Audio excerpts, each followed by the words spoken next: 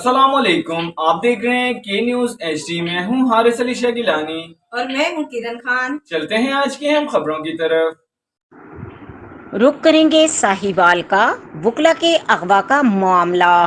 تفصیلات کے مطابق 4 دن قبل پاک پتن کے وکیل میاں ولی حیدر کوریا ایڈوکیٹ ہائی کورٹ کو بائی پاس سے سی ٹی ڈی ملازم رانا وسیم اور نقاب پوش نامعلوم مسلح افراد ڈالے میں بٹھا کر 1 گھنٹے تک آنکھوں پر کالی پٹیاں باندھ کر لے کر سڑکوں پر پھرتے رہے اور جان سے مارنے کی دھمکیاں دیتے رہے کہ تمہیں پولیس مقابلے میں مار دیا جائے گا۔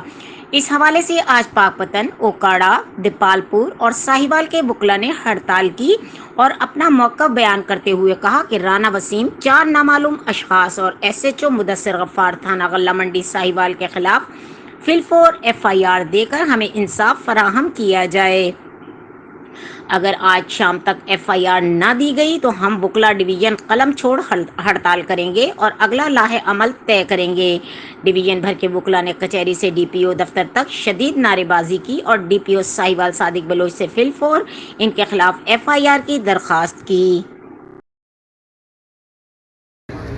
ظلم کے یہ ضابطے ہم نہیں مانتے، پلیز کر دی، مردہ آباد، پلیز کر دی، مردہ آباد، بند کرو، پلیز کر دی، بند کرو، پلیز کر دی، بند کرو، وکلا کو تحفظ دو، وکلا کو تحفظ دو، وکلا کو تحفظ دو، وکلا کو تحفظ دو۔